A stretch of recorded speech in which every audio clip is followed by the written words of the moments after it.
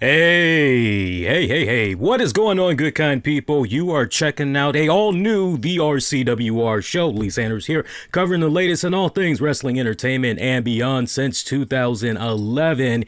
Here we are once again for Tuesday of May 18th, 2021, as we are talking about NWA Powerrr Fallout. Happy to be doing this once again. Of all the shows that I look forward to doing each and every single week when it comes to the talk of wrestling, I love talking about NWA Powerrr Fallout with you guys, and all the shows. I love it. I mean, if I were to give you a specific order as far as the shows I enjoy checking out during the week that I look forward to talking about each and every single week here with you guys, NWA Powerrr is definitely at the very top of my list. I would, at this day and age, I would put it at number one. My number two would be NXT. My number three, and NXT's holding on just by a little bit at that number two spot, but my number three would be MLW. And then four would be AEW, Dynamite. I want to be very specific, Dynamite.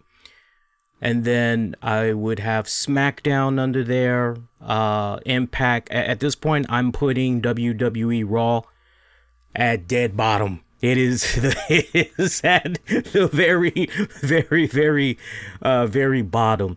A nice episode of NWA Powerrr that we got for this week. I got to tell you, though, we probably, to each its own, you know, some people that I was interacting with, as always, I have a nice little quiet, little nice private little get together, hangout. And in the Discord, and you know, me and the gang, we're kicking back. Those of us that's around, we're kicking back, and we're watching NWA Powerrr, reacting to it in real time and everything.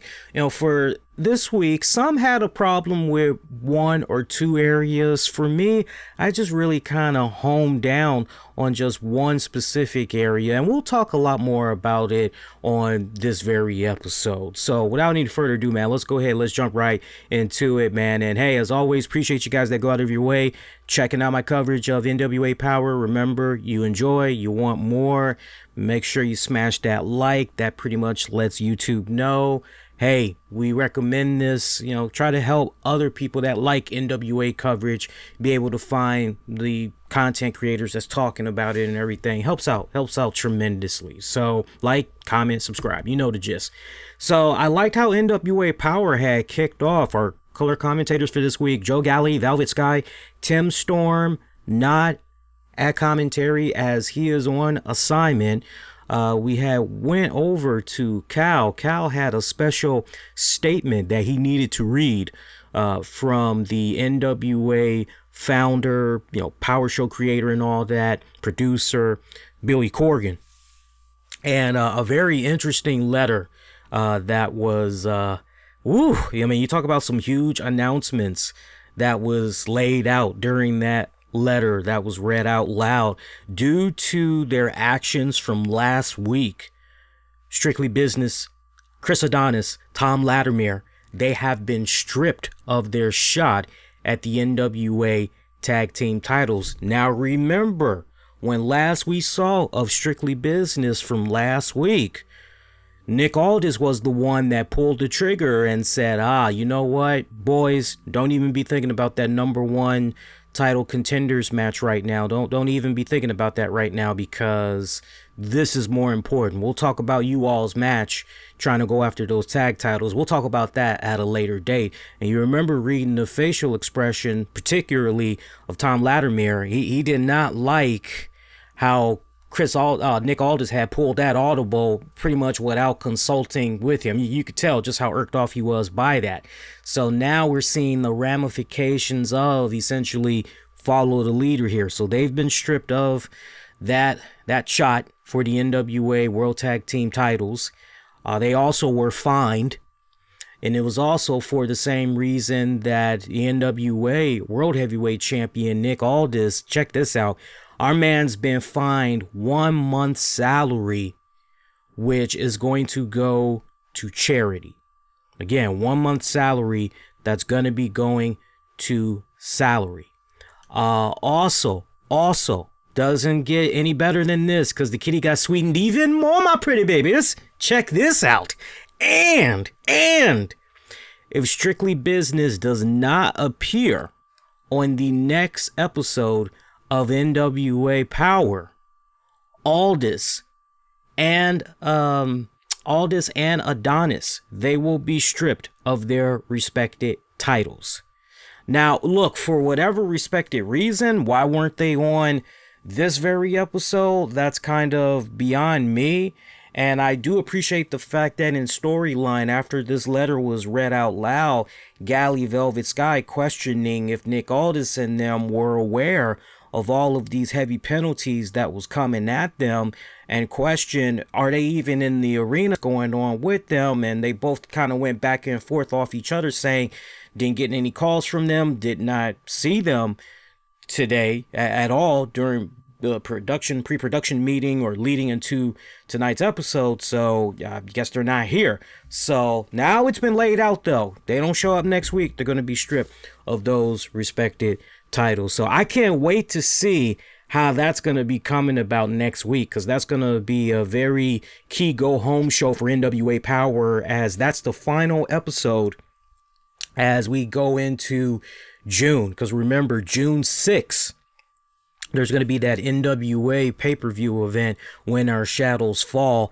I'm a little bit bummed out at that. That's going to be dropping on a Sunday too.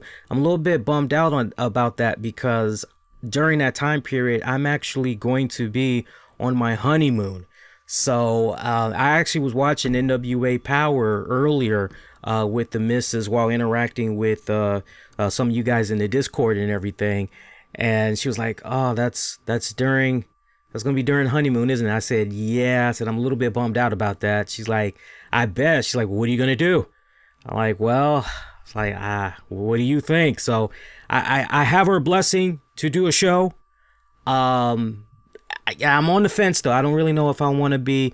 On the one hand, I want to cover it because by the time I get ready to cover it, it's pretty much going to be in the evening. I would imagine the event probably isn't going to be coming on until about 8 o'clock at night, something along those lines. So I don't know. We'll see. It's still a little bit early, still a little bit time to try to figure out how I'm going to get around that. But anyway, more on that later. We got another show where we can do nice little side chatter and all that non-wrestling stuff. But look at the ramifications of that. You knew there were going to be some serious consequences. Camille.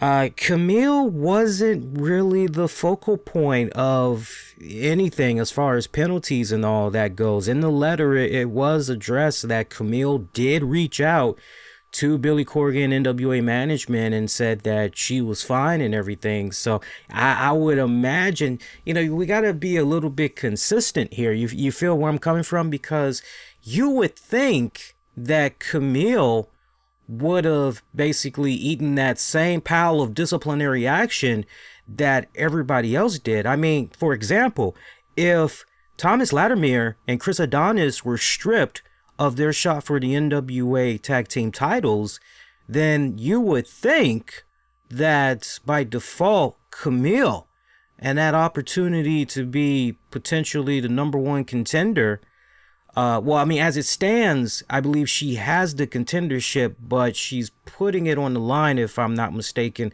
against Thunder Rosa, where we got that huge stipulation that's at play, where if Thunder Rosa loses to Camille, she cannot work for any other wrestling promotion other than NWA. You would think that because of what Camille did, that actually would pretty much, forget about that stipulation if you're going to roll like this, right? So a little bit lost in translation right there as far as the disciplinary action on Camille, because the way it kind of came off, and those of you that saw this week's Powerrr, I have to rely on you guys, but it came off as if Camille was not penalized whatsoever. So it's going to be interesting to see on that final go-home show before the pay-per-view of Powerrr how Strictly Business is functioning, because obviously you got Chris Adonis, relatively the newcomer, and he's doing everything, and now it's a position where he could potentially be stripped if he doesn't show up next week. He's trying to do his best to score brownie points with Strictly Business and everything, particularly Nick Aldis, because he wants in on the group and everything. Tom Latimer, meanwhile, you've kind of been seeing off and on just a tiny little bit of tad little bit of the breadcrumbs that's been planted so far. To the point, how is Nick Aldis going to smooth over these personalities and have everybody be on the same page and try to help ensure that he comes out of that When Our Shadows Fall event still the NWA World Heavyweight Champion? Have to wait and see how that plays out. NWA Television Championship match was up next. The Pulp defeating Matt Cross to retain his TV title. Went 6:05, as some of you guys know, as a time limit there. Good matchup between the two men. Good matchup. Sometimes, I get the whole 6:05 for the time of the NWA television title and everything when it's on the line, but sometimes I just wish, no, you know what? We got two great pieces of talent here in the Pulp, Matt Cross. Why not?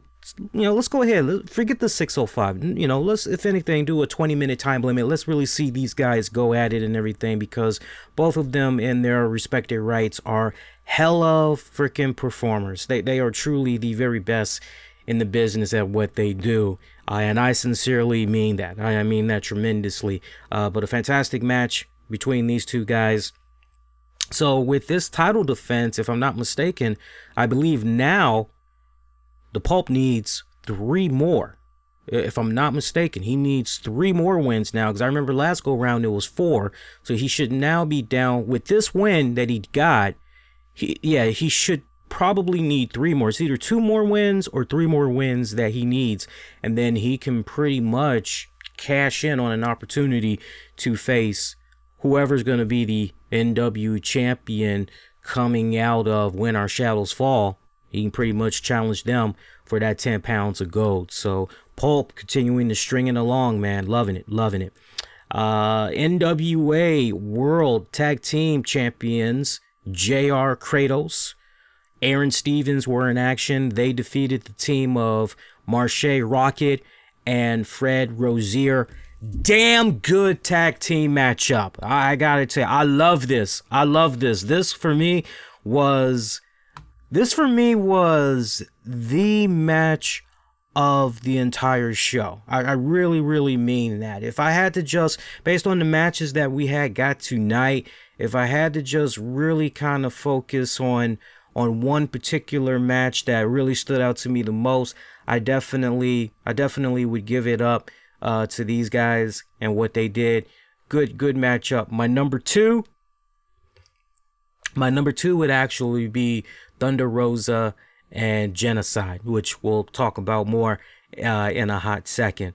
But yeah, great tag team match between all 4 of these guys. Loved every single minute of it. Very hard hitting. Marche Rocket, by the way, I got to give my man a lot of props. He's got one of the most prettiest and devastating, well-connected super kicks, man. I mean, very rare, because I mean, you've seen one super kick, you've seen them all, especially, and look, no shade, no disrespect to the Young Bucks, but we know the Young Bucks, they be busting out them super kicks like it's fucking Pez candy, man. Like, you can have a super kick? Hey, you want one? We see it dished out so much, you just, after a while, you just start to get kind of numb, and you go, you've seen one super kick, you've pretty much seen them all. But the way Marche Rocket connects with his super kicks, I love it. I mean, he's got his own flair. He's got his own finesse, his own style, and how he's executing it and everything. It's very,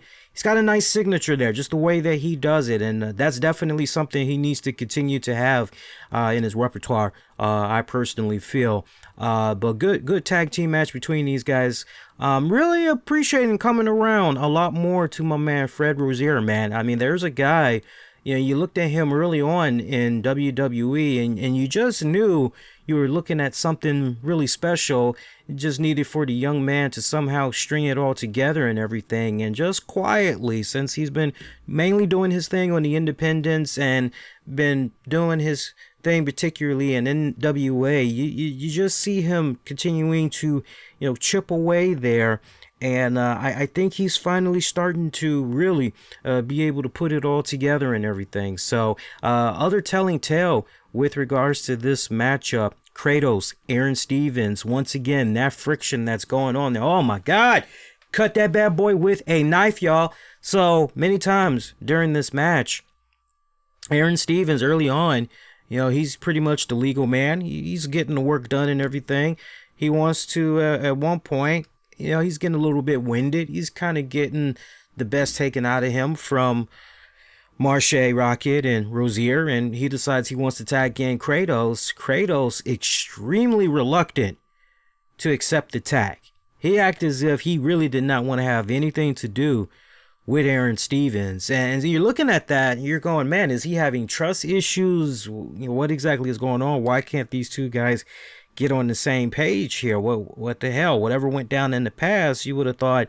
And see, there's the thing. Whatever between the two of them, it has still gone unresolved. And we have yet, as fans before our very eyes, have seen these two men just hash it out in the middle of the ring. Whatever beef, whatever's going on, we've yet to see it just officially be put out there in the open and everything. Kratos reluctantly accepts the tag in, though. He gets in there, and you just see his mean streak coming out, and he's just laying a hurting on them dudes. And at one point he tries to tag in Aaron Stevens.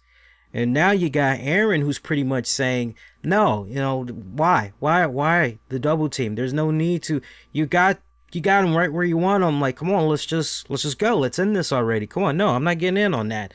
And Kratos is just fuming. He's fuming at Aaron Stevens, wondering what the hell is wrong with this guy. Eventually, Stevens does get tagged in, goes in there. Kratos pretty much leaves him hanging. He pretty much tells him, you do it. You freaking do it. You do it. Stevens does it. You thought that maybe this was going to backfire in some type of way, and Kratos lose, but no. And if anything, then it kind of makes you wonder exactly what's going on here. But Stevens had showed one hell of a mean streak when he saw Kratos was not trying to tag back in and was getting ready to leave him high and dry. All of a sudden, you just saw this mean, vicious streak come out of Aaron Stevens, and man, what a nice spinning discus clothesline he did on, I can't remember if he did it on Rosier or if he did it on Rocket, but it was a pretty ass spinning discus clothesline. Just laid out his opponent, going for the cover. He's looking at Kratos the entire time, and it almost kind of reminded me of back in the day when the team of, God, who was it? I think it was the team of Big Show. I can't remember who his tag partner was at that time, but the two of them used to always hype each other up. Talking about like almost back in the Attitude Era. And Big Show, I'm going to show you something. Show me something. I'm going to show you something. I'm going to show you something. It almost kind of reminded me of that. It's kind of like Kratos to Stevens. Like, come on, man. Show me something. Come on, man. Prove to me, right? And yet these guys are still the NWA Tag Champions. That's the craziest part about all of this. So this is just, man, this is a pound cake ready to explode, y'all. Like, seriously, I cannot wait to see how this... I wonder if it's really going to just explode on the last Power before When Our Shadows Fall, or if it's gonna be really, really exploding at the pay-per-view, if that's when personalities are finally gonna clash big time there. We'll have to wait and see. Hey, you guys okay? You guys been enjoying the show so far? If you have, please do me a huge favor. You know what time it is. I don't need to say anything else. You see the graphic that's on your screen. Show that love. Appreciate that in advance. Let's keep rocking and rolling meantime. Tyrus out with Austin Idol next. And they basically revealed that Tyrus will be competing in the 14-man battle royal to determine Nick Aldis' next challenger for the 10 pounds of gold. We also find out a little bit of a preview, if you will, a very short list of some of the participants that's going to be in this 14-man battle royal, just according to some intel that Tyrus and Austin Idol were able to obtain. Fred Rozier, Mims, Marche Rocket, Slice Boogie, Jeremiah Plunkett, Matt Cross. Those are the 6 names so far that have been confirmed for this Battle Royal. Add in Tyrus, that's now 7. So we know the first half. Now it's just a matter of, well, what's that second half going to be? I have a feeling that at this point, I don't think we're going to know of any more names. I think at this point I would be very, very surprised if 1 or 2 more names were to be revealed on the next NWA Powerrr. But if you just ask me my 2 cents from a distance, I just personally feel that we're not going to know the second half of those guys, not until the pay-per-view itself. And I definitely feel there's going to be quite a few surprises in there. So, you know, we'll wait and see how it plays out. But yeah, I'd be very shocked if a couple more names were announced on next week's NWA Powerrr. Meanwhile, we're about to get to our main event match. But first up, we had our one match, Thunder Rosa taking on Jennacide. I love this. Oh man, I love this matchup. I was looking at this one and I was a bit concerned because I'm looking at this and I'm going, man, you know, Jennacide has such significant height over freaking Thunder Rosa.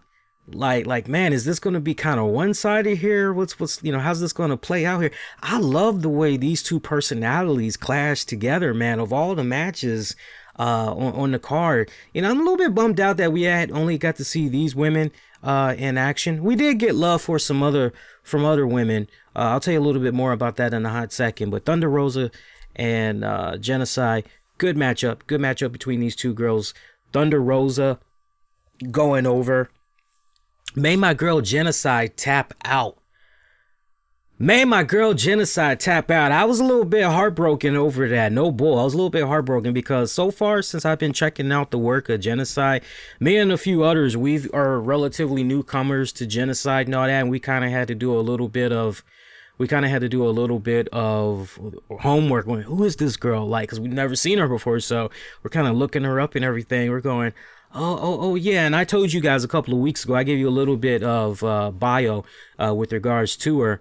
And, you know, if you remember, she did do something for a hot cup of coffee in NXT a couple of years back and everything. So again, if she looked a little bit familiar to you guys, now you kind of know why and everything. But good hard-hitting matchup between these two girls. I sincerely mean that. It was a damn good matchup, the way they butted heads with each other and everything. I am looking forward to seeing this match between Camille and Thunder Rosa. I think it's going to live up to the hype, our expectations as fans. I cannot wait. Seriously, I cannot wait to see how that's going to be going down. Meanwhile, told you there was some more women's action, not in the ring, but definitely backstage. Melina, Taryn Terrell, they pretty much were going at it once again, having themselves a little bit of, you know, verbal exchange while Mae Valentine was interviewing them and everything. You know, it was a nice little spot and everything. Was it needed though? No, but you know what? It just kind of really, when you take a step back and you really think about it, it just basically played up to their respected roles from the past 2 summits that was done a couple of weeks ago. Remember, Melina in the corner for Thunder Rosa, Taryn Terrell in the corner of Camille. And I'm going to continue to say it because I just feel I'm on to something here. Sincerely, does Melina have Thunder Rosa's best interests at heart? Or when Rosa least expects it, there's going to be that knife to the back? Can't help but wonder, man. It just has this. I'm just reminded of Casino, man. And I'm looking at, actually, no, not Casino. I'm actually reminded of Carlito's Way. And I'm just reminded of Benny Blanco. And for me, no bullshit, y'all. Melina Melina is Benny Blanco, man. When you least expect it, that girl gonna strike. I'm telling you, mark my words on that. She gonna strike. And I think she's gonna be the one solely responsible that's gonna put the screws to Thunder Rosa and being able to work in other promotions and all that. Y'all just wait and see. Just wait and see on that one. Main event match. Good tag team action that we had here. Odison and Pharaoh, now known as The End, took on the War Kings, Crimson and Jax Dane. Take a quick swig here. Two of the most hard-hitting tag teams that's in the NWA right now. You want to talk physical? You want to talk just straight up brawling? You want to talk, god damn, that's a lot of beef. You ain't got to look no further than these four guys, and they were facing each other. Good. This was a damn good tag match. Damn good tag match. Seems as though that with regards to the War Kings, they're kind of, back on the groove again, kind of back to their winning ways, so to speak, following a loss to Mims and Slice Boogie several weeks ago. You could almost kind of make the same argument for The End, because you got to rewind it back for them back April. So like last month, when they lost to Tom Latimer and Chris Adonis, Strictly Business and everything. So, these two tag teams going at it here, this was a damn good clash between these two tag teams. Team of and remember this was a NWA tag team #1 contenders title match. So remember, Thomas Latimer, Chris Adonis, they pretty much, they were the #1 contenders, but because we needed to crown new #1 contenders here. This was a great match, but not without a little bit of sloppiness. Final moments of this matchup, we see The End, they're doing their thing. Crimson goes to the top turnbuckle, does an elbow drop, goes in for the cover afterwards. Ref counts the 1. We got the 2. The opponent, I can't remember which guy was being pinned by Crimson, but clear as day, my man gets his shoulder up way before the ref hits the freaking mat for the 3. And yet, when the ref's hand does hit the canvas for the 3, he calls the match and pretty much says that The End picked up the W. And you're going, wait a minute, that doesn't make any sense. I apologize. I said The End. I meant War Kings. War Kings, Jax, Dane, and Crimson. That's the team that won. And again, Crimson doing what he did off the top turnbuckle and everything. You're going, wait a minute, this doesn't make any sense. We got to see a replay of this. Sure enough, we get a replay. And clear as day, you're like, wait a minute. This match should be continuing. What the hell is going on here?